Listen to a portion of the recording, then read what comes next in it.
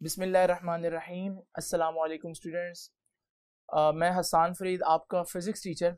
आज हमारे पास chapter number 1 का जो लास्ट लेक्चर हम लोगों ने पढ़ा था और सिग्निफिकेंट फिगर्स और को हम लोगों ने काफ़ी डिटेल में डिस्कस किया था। आज हमारे पास उसी आर्टिकल की कंटिन्यूएशन है, वहीं से हमने स्टार्ट करना है। अगर आपको याद हो, लास्ट लेक्चर मैंने ख़त्म किया था इस बात पर कि सिग्निफिकेंट फिगर्स जो हैं उनका नाम सिग्निफिकेंट है, इसका मतलब they are important. But what is actually their importance, उनकी कहाँ जरूरत है, उनकी क्या इंपॉर्टेंस है, तो ये हम जरा डिस्कस करेंगे। लेकिन उससे पहले हम एक और टेक्निक सीखेंगे आज, जिसे हम बोलते हैं राउंडिंग ऑफ। तो जरा देखते हैं कि राउंडिंग ऑफ क्या है।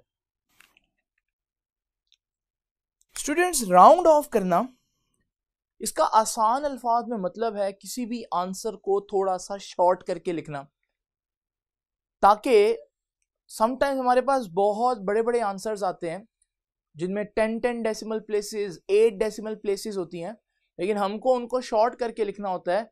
उसके लिए हम जो टेक्निक यूज करते हैं उसे हम बोलते हैं राउंड ऑफ करना। एक बात बड़ी इंपॉर्टेंट है, जब वो राउंड ऑफ करने को बोलेगा वो दो तरह से ये बात कर सकता है। या तो वो कहेगा round off up to 2 significant figures. Significant figures क्या होते हैं हम लोगों ने लास्ट लेक्चर में डिस्कस किया। और समटाइम्स वो राउंड ऑफ करने को बोलेगा, लेकिन उसका जो सेंटेंस होगा कुछ इस तरह से होगा कि round off up to 2 decimal places. इन दोनों बातों में थोड़ा सा डिफरेंस है। अप टू 2 सिग्निफिकेंट फिगर्स और अप टू 2 डेसिमल प्लेसेस, इसमें दो डिफरेंट बातें वो कह रहा है। इसको हम अंडरस्टैंड करते हैं। जस्ट इमेजिन करें कि मेरे पास एक मेजरमेंट है 3.467 kgs। सेम मेजरमेंट मैं इधर भी लिख देता हूं 3.467 kgs। अब यहां पर वो कह रहा है कि आपने आंसर को 2 सिग्निफिकेंट फिगर्स तक राउंड ऑफ करना है। यानी कि आपने आंसर में क्या बचाना है, क्या रखना है, 2 सिग्निफिकेंट फिगर्स। अगर आप मेजरमेंट को यहां से स्टार्ट करें, रूल नंबर 1 सिग्निफिकेंट फिगर्स का पढ़ा आपने पिछले लेक्चर में, तो 3 भी सिग्निफिकेंट फिगर है, 4 भी सिग्निफिकेंट फिगर है। तो अगर आप आंसर को 2 डिजिट्स तक राउंड ऑफ करना चाहते तो आप आंसर को 3.4 तक लिखेंगे। इस एग्जाम्पल के अंदर ये जो डिजिट्स आपने रखने हैं 3 और 4, इन्हें मैं बोलूंगा कि these are the digits to be retained. ये वो डिजिट्स हैं जिनको हमने बचाना है, जाया नहीं करना। जबकि इस एग्जाम्पल में 6 और 7 अगर हम देखें तो ये वो डिजिट्स हैं जिनको हम लोगों को हटा देना है। Digits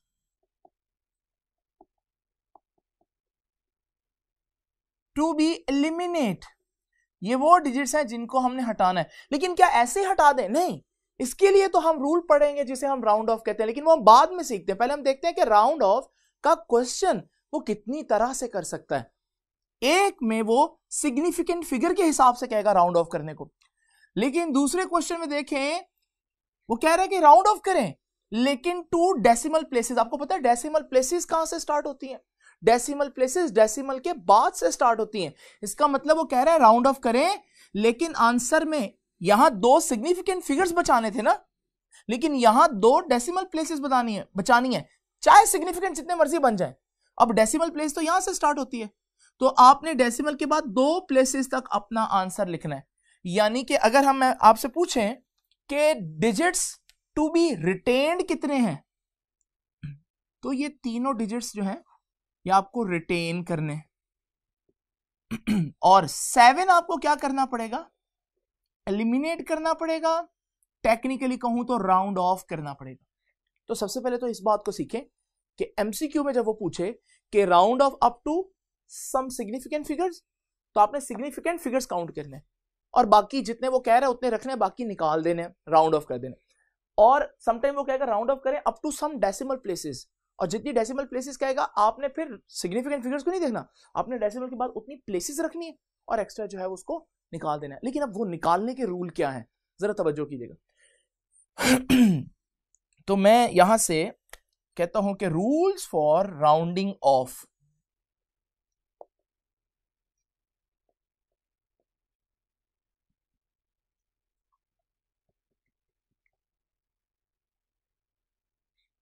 rules for rounding off, पहला रूल देखिएगा जी, पहला रूल है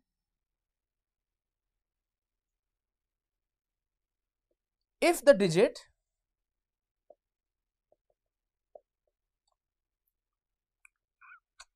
which is to be eliminated, जिसको हमने निकाल देना है, नहीं रखना, इज ग्रेटर देन 5, वो 5 से बड़ा डिजिट है जिसको हमने फारिग करना है, निकाल देना है, then 1 is carry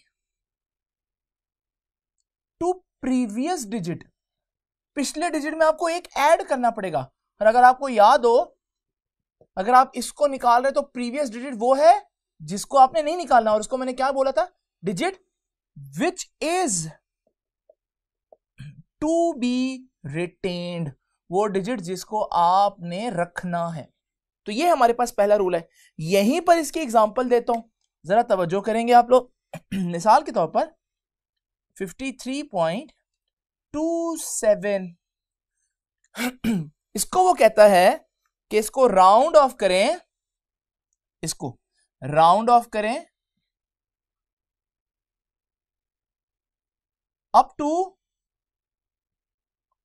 1 decimal place, 1 decimal place. Decimal place decimal से स्टार्ट होती है, यानी आपने एक डेसिमल प्लेस रखनी है। लो भाई, which is to be eliminate, किसको एलिमिनेट करना है, डेफिनेटली 7 को एलिमिनेट करना है। अकॉर्डिंग टू दिस रूल, जिसको एलिमिनेट कर रहे हैं it is greater than 5। So the rule is कि जब आप किसी को एलिमिनेट करें डिजिट को which is greater than 5, then 1 has to be carry in the previous digit. तो आपको पिछले डिजिट में एक कैरी करना पड़ेगा, उसको एलिमिनेट कर दें। तो ये आंसर कुछ इस तरह से बनेगा, इसको एलिमिनेट कर दो तो 53.2 था, लेकिन इसको एलिमिनेट करने के लिए आपको पिछले डिजिट में एक कैरी करना पड़ेगा 1, तो ये 53.2 क्या बन जाएगा, 53.3 बन जाएगा। So this is the answer, this is the rule number 1। उसके बाद रूल नंबर 2 देखते हैं। आप समझ गए होंगे, अगर रूल नंबर 2 ये ग्रेटर देन के लिए था तो वो स्मॉलर देन के लिए था होगा। तो अब जरा देखते हैं जी, if the digit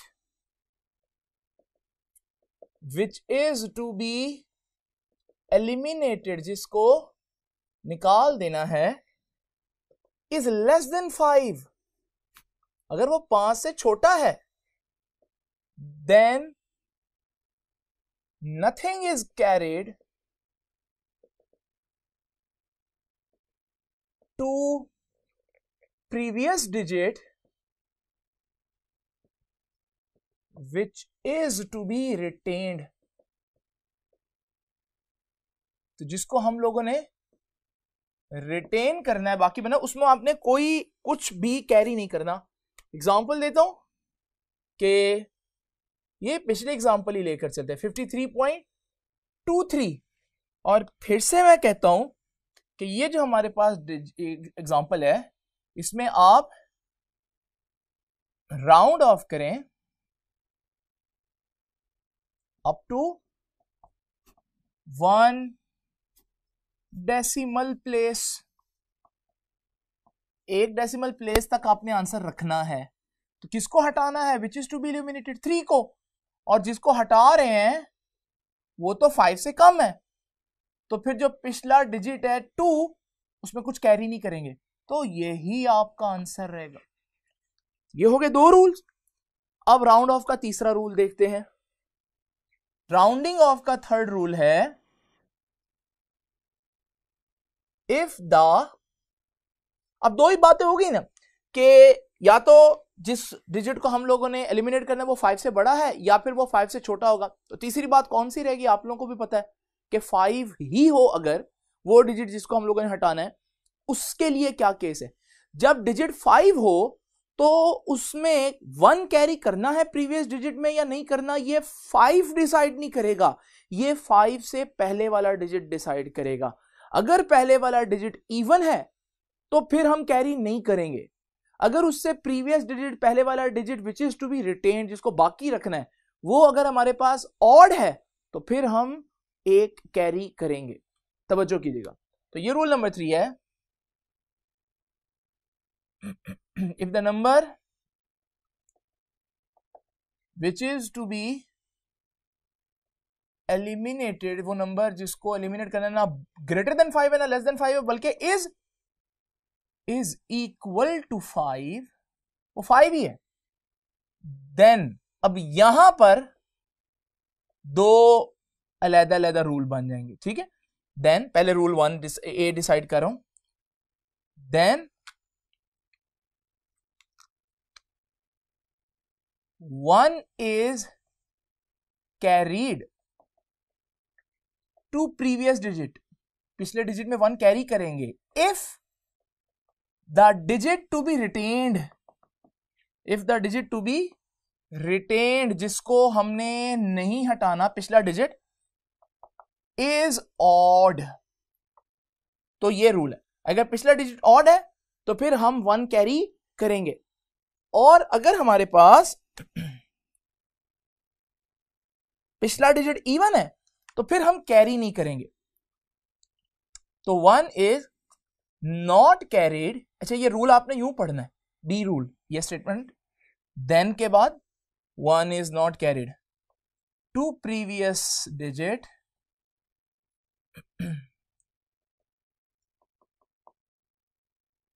if the digit to be retained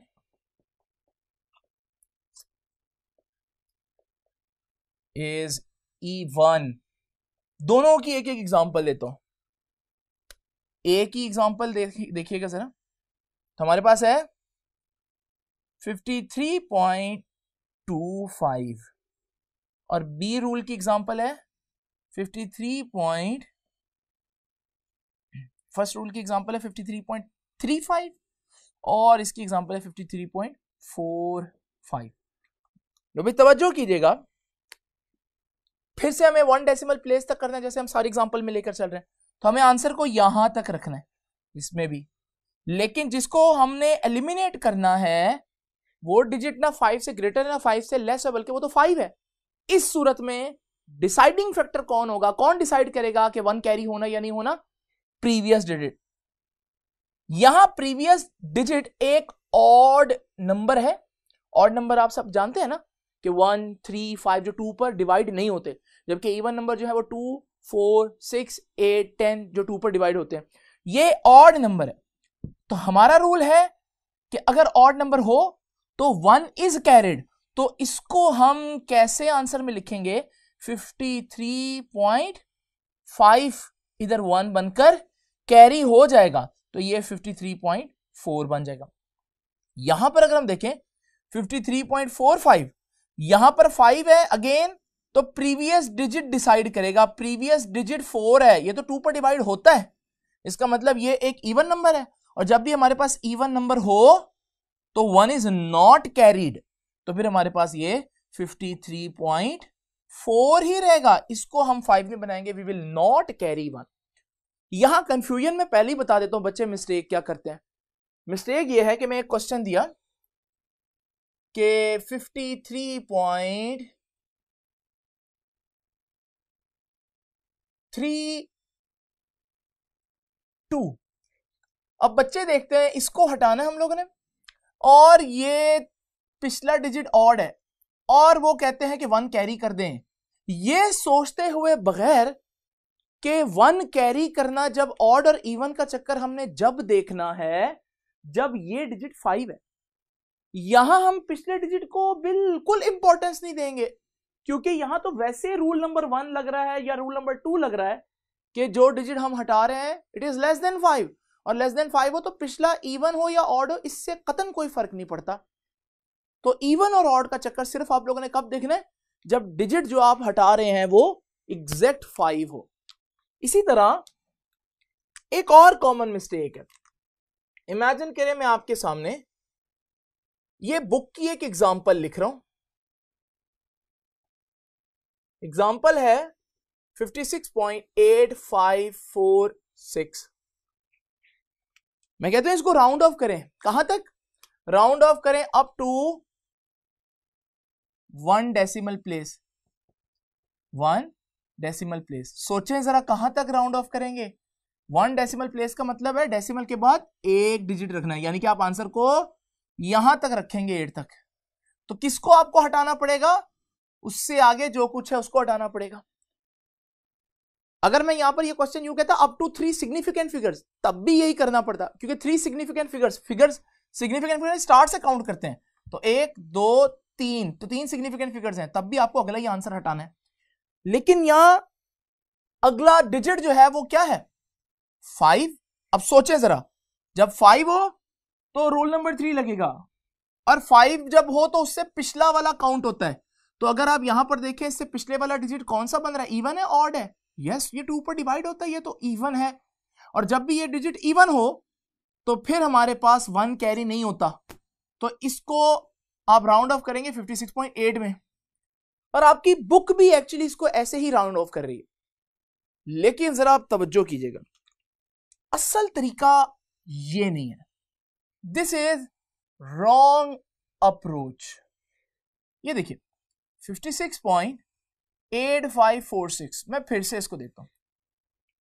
अगर मैं इसको step by step round of करूं, करना मैंने यहीं तक किया राउंड ऑफ, लेकिन मैं बजाय डायरेक्ट 5 को हटाऊं, मैं 6 को पहले हटाता हूं। जब 6 एलिमिनेट करेगा रूल नंबर 1 लगेगा, क्योंकि 6 इज ग्रेटर देन 5। जब भी कोई चीज ग्रेटर देन 5 हो तो उसको तो हमने एलिमिनेट कर देना, लेकिन प्रीवियस में क्या करना है, 1 कैरी करना है। तो ये क्या बन जाएगा, नेक्स्ट स्टेप में 56.85, और ये 4 में 1 कैरी होगा तो ये भी 5 बन जाएगा। अभी भी हमने यहां तक नहीं पहुंचे, अभी हमें एक और डिजिट को रिटेन करना है, एलिमिनेट करना है। तो अब हमें 5 को हटाना है। अब 5 रूल नंबर 3 है, तो 5 को जब हम हटाते हैं तो 1 कैरी करना या नहीं करना, ये कौन डिसाइड करता है, पिछला डिजिट। और पिछला डिजिट यहां पर ऑड है, और जब ऑड होता है तो फिर हम 1 कैरी करेंगे। तो यहां हमने 1 कैरी कर देना है, 5 हट जाएगा, ये बन जाएगा 56.8, और 5 के साथ 1 कैरी किया तो 6। नाउ क्लास, अब जरा तवज्जो से देखें, हमें आंसर यहां तक लाना था ना, अब हमारे पास आखिरी स्टेप रह गया 6 को हटाना है। अब 6 को हटाने तो 6 तो रूल नंबर 1 में आता है, क्योंकि ग्रेटर देन 5 है, और जब कोई चीज ग्रेटर देन 5 हो तो वो पीछे 1 कैरी करेगा। तो हमारे पास ये आंसर आ जाएगा 56.9। पहला आंसर चेक करें 56.8, वो रॉन्ग अप्रोच थी, जबकि ये हमारे पास बिल्कुल करेक्ट अप्रोच है। इसका मतलब आपने क्या सीखा, कि जब भी हमें राउंड ऑफ करने को बोले, हमें एहतियातन राउंडिंग ऑफ कहां से स्टार्ट करनी चाहिए, from the end of the digits, हमारे सबसे एंड से करनी चाहिए, और हमें बारी बारी एक एक डिजिट को step by step round of करना चाहिए, क्योंकि समटाइम्स कहीं राउंडिंग ऑफ सिचुएशन ऐसी चेंज हो सकती है कि हमारे पास आंसर कुछ का कुछ हो जाएगा। तो ये जरा तवज्जो दीजिएगा कि ये कॉमन मिस्टेक्स हैं जिनको आप लोगों ने ध्यान से देखना है। अभी हम मजीद आगे चलते हैं, और अब हम आते हैं अपने असल क्वेश्चन की तरफ, जो मैंने बताया था कि सिग्निफिकेंट फिगर्स की सिग्निफिकेंस यानी कि इंपॉर्टेंस, अहमियत डेली लाइफ में, फिजिक्स की लाइफ में कहाँ है। तो अब हम जरा उसको देखते हैं। सो स्टूडेंट्स, अब हम जरा डिस्कस करते हैं कि सिग्निफिकेंट फिगर्स को हम कहां पर इस्तेमाल कर सकते हैं।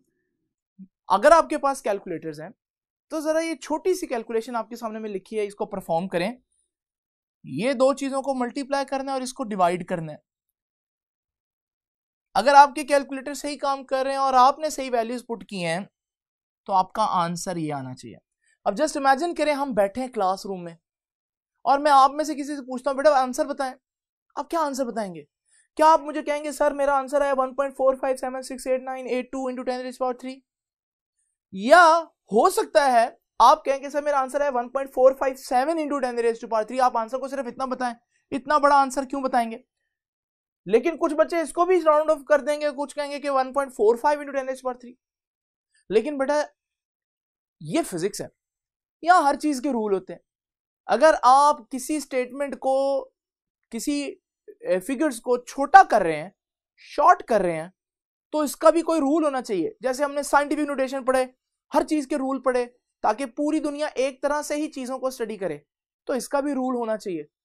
ये कैसे पता चलेगा कि आपने आंसर 1.4 तक बताना है, 5 तक बताना है, 1.457 बताना है, 1.46576 या टोटल आंसर बताना है? Who will decide it? Who will tell us कि आंसर को कहां तक रखना है? आंसर इज सिग्निफिकेंट फिगर्स बताएंगे हमें। तो ये है जबरदस्त बात सिग्निफिकेंट फिगर्स की, ये इनकी सिग्निफिकेंस है, ये इनकी अहमियत है कि ये बता सकते हैं आंसर को कहां तक रोकना है और कहां से आगे आंसर को खत्म कर देना है। तो जरा तवज्जो कीजिएगा, हम यहां पर दो रूल्स पढ़ेंगे। आप देख रहे हैं यहां मैं मल्टीप्लाई डिवाइड कर रहा हूं, तो ये मल्टीप्लीकेशन और डिवीजन में आएगा।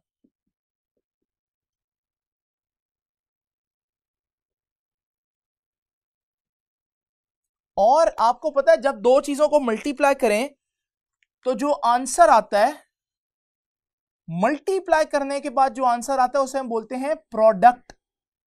2 4 8, 8 is the product of 2 and 4। जबकि दो चीजों को डिवाइड करने से जो आंसर आता है उसे हम बोलते हैं कोशेंट।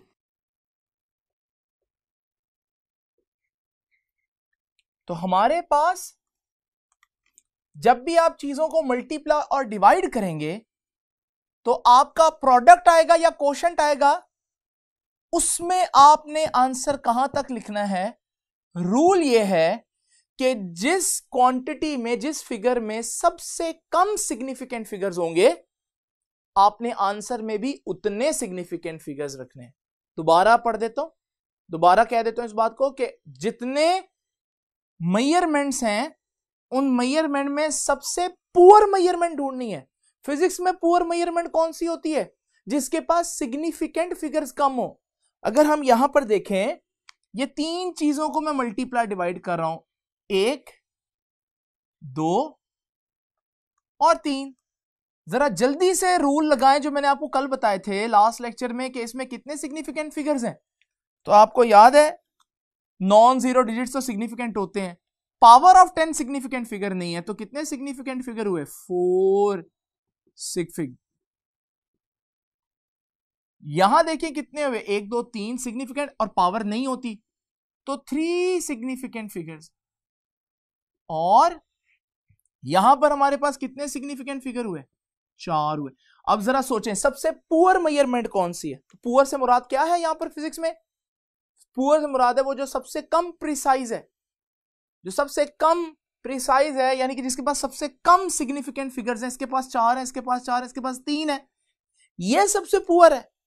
तो हम किसका ख्याल रखेंगे? हम इसी का ख्याल रखेंगे, और हम अपने आंसर में भी सिर्फ इतने ही सिग्निफिकेंट फिगर्स बर्दाश्त कर सकते हैं, इससे ज्यादा नहीं।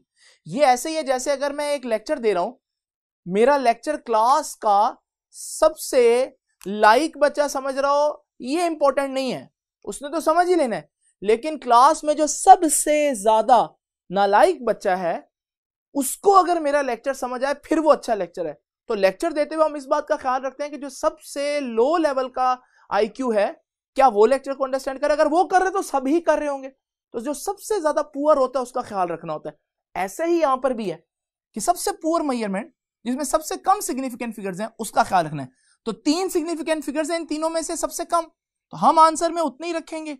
और आपको पता है इस आंसर में इतने बनते हैं 3 सिग्निफिकेंट, तो यानी कि हम आंसर को 1.45 रखें?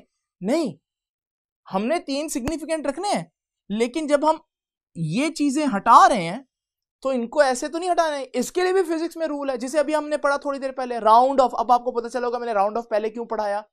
तो अब जरा राउंड ऑफ करें, 7 को हटाना है और 7 जो है वो इट इज ग्रेटर देन 5, और जब किसी चीज को आप एलिमिनेट करने लगे जो ग्रेटर देन 5 है तो प्रीवियस डिजिट में याद है 1 कैरी होता है।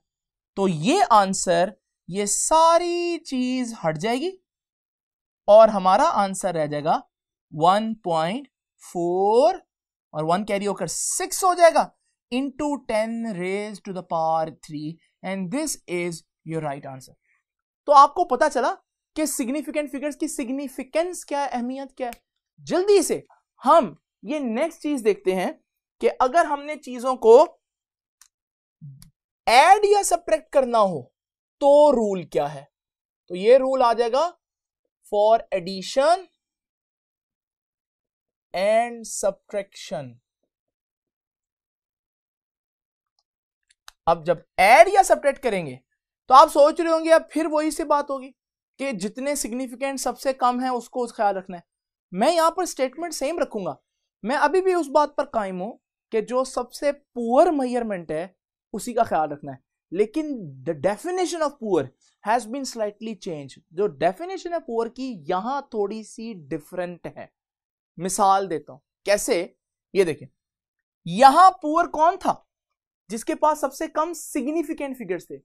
यहां पुअर कौन होगा जिसके पास सबसे कम डेसिमल प्लेसेस हैं। दोबारा कह रहा हूं, सबसे पुअर कौन होगा जिसके पास सबसे कम डेसिमल प्लेसेस हैं। डेसिमल प्लेसेस कहां से स्टार्ट होती हैं बेटा, डेसिमल के बाद से। जरा तवज्जो कीजिएगा, इसके बाद डेसिमल के बाद कितनी प्लेसेस हैं, 1 2 3 4 डिजिट्स हैं।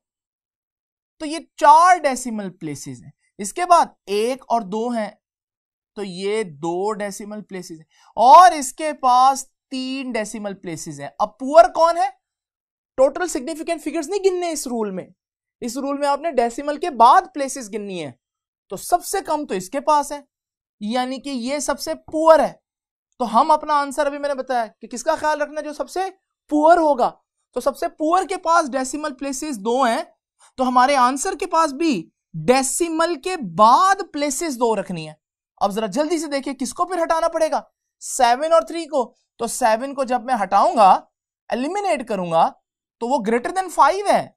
तो जब वो ग्रेटर देन 5 होगा तो वो प्रीवियस डिजिट में एक कैरी होगा, ये हट जाएगा, और प्रीवियस डिजिट में जब ये कैरी होगा तो ये बन जाएगा 8.13 and this is our answer. तो आपने देखा कि सिग्निफिकेंट फिगर्स जो हैं उनकी वाकई में हमारी जिंदगी में बहुत जबरदस्त सिग्निफिकेंस है। ऑल्दो हम अक्सर इन चीजों को फॉलो नहीं करते, लेकिन आज के बाद जब भी आपके टीचर आंसर पूछें तो जरा थोड़ी देर के लिए जरूर सोचिएगा कि आपने आंसर 1.4 बताना है, 1.45 बताना है, 1.457 बताना है, क्योंकि फिजिक्स में इन छोटी छोटी चीजों के लिए भी अलग से प्रिंसिपल्स हैं। कल जो नेक्स्ट लेक्चर होगा उस लेक्चर की बहुत अहमियत है, वो है प्रिसीजन और एक्यूरेसी। 2 वर्ड्स जिनको हमेशा से ज्यादातर ऑडियंस एक चीज समझती है। कभी हम बोल देते हैं यार तूने बहुत प्रिसाइज काम किया, हम कभी कह देते तूने बहुत एक्यूरेट काम किया, लेकिन क्या ये 2 वर्ड एक जगह पर यूज हो सकते हैं? यही हमारा नेक्स्ट टाइम का लेक्चर होगा। तब तक आप इसकी अच्छी तरह से प्रैक्टिस करें। इंशाल्लाह आपसे मुलाकात होगी नेक्स्ट लेक्चर।